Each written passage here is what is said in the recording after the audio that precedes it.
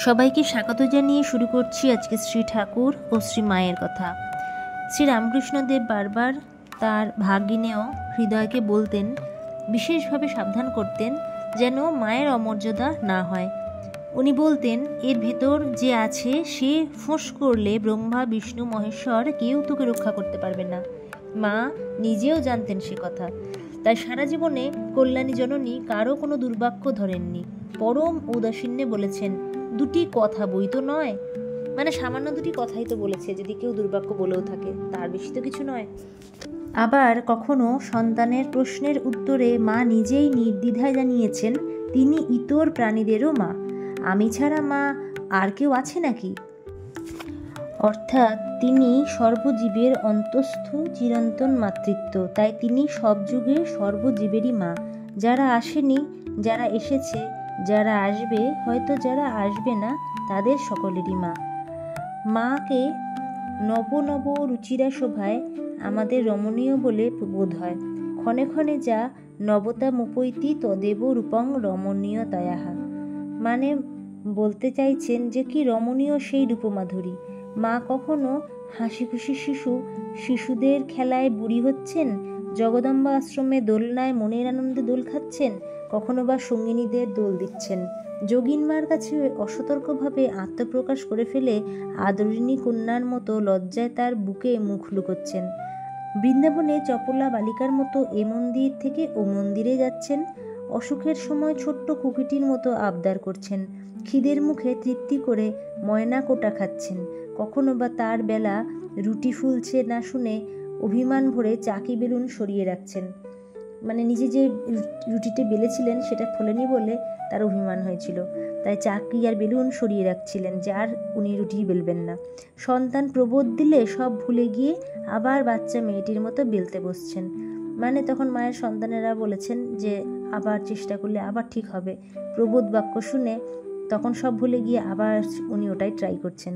কখনো মা যেন একবারে অজ্ঞ, হ্যারিকেনের চিমনিতে নাকি নানা কলকবজা, তাই খুলতে পারেন না। ঘড়িতে দম দেওয়া সেও নাকি এক মহাবুদ্ধির কাজ। কত বয়স হয়ে গেল বল দেখি, আমরা বাপকে দেখেছি, ভাসুরকে দেখেছি, কী সব মানে না হওয়া অদ্ভুত কথা। এত নীরব, শান্ত আর লজ্জাশীলা, কিন্তু অন্যদিকে কি রসবোধ।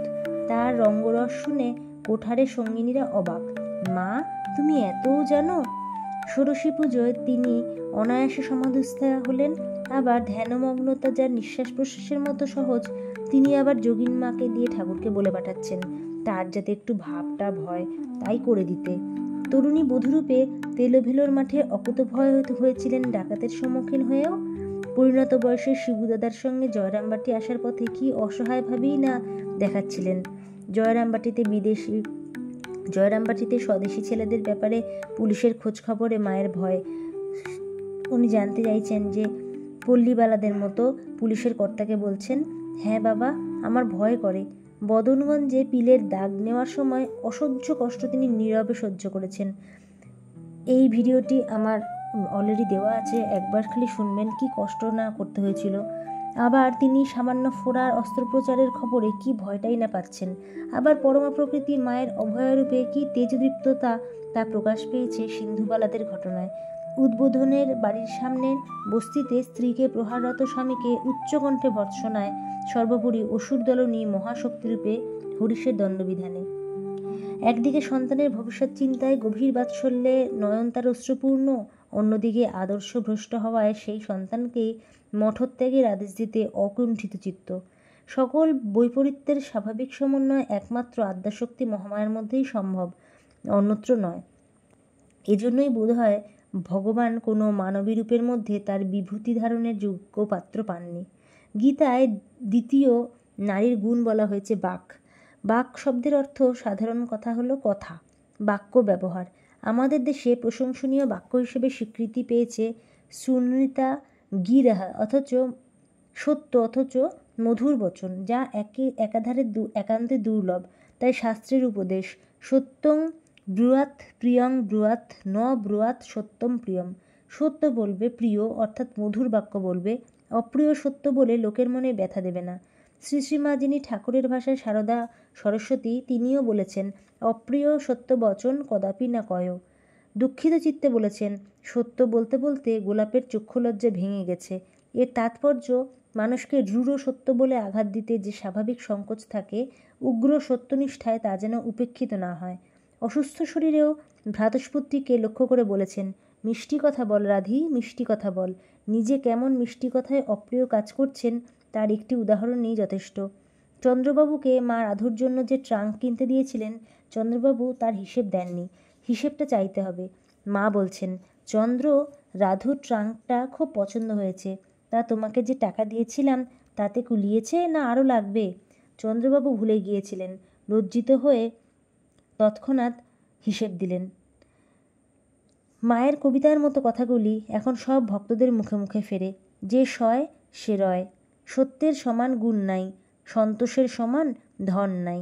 যেখানে যেমন সেখানে তেমন, যখন যেমন তখন তেমন, যার সঙ্গে যেমন তার সঙ্গে তেমন। অর্থাৎ মায়ের উপদেশ হলো স্থান, কাল ও পাত্র অনুযায়ী লোকের সাথে ব্যবহার করতে হবে। আর কি সংক্ষিপ্ত অথচ গভীর মায়ের বাণী উদ্ধৃতি দেওয়া যেতে পারে এখানে, যে ফুল নাড়তে চাড়তে যেমন ঘ্রাণ বের হয়, চন্দন ঘষতে ঘষতে যেমন গন্ধ বের হয়, তেমনি ভগবত তত্ত্ব আলোচনা করতে করতে তত্ত্বজ্ঞানের উদয় হয়। নির্বাসনা যদি হতে পারে এক্ষুনি হয়। এরপরে গীতায় যেটি বর্ণিত আছে, নারীদের যে 3 নম্বর গুণটি থাকা দরকার, সেই সম্পর্কে আমি পরের ভিডিওতে আলোচনা করব। আর আজকে আমি যা আপনাদের এখানে যা যা বললাম তা জন্ম জন্মান্তরের মা এই পুস্তক থেকে আপনারা বিস্তৃতভাবে জানতে পারবেন। অবশ্যই সেই বইটি পড়ার অনুরোধ আপনাদেরকে করলাম। পরের দিন সবাইকে আবার সকাল 6টায় শ্রী ঠাকুর ও শ্রী মায়ের কথা শোনার আহ্বান জানিয়ে আজকের মতো ভিডিও শেষ করছি। সবাই বলুন জয় শ্রী ঠাকুরের জয়, জয় শ্রী মায়ের জয়, জয় স্বামীজির জয়।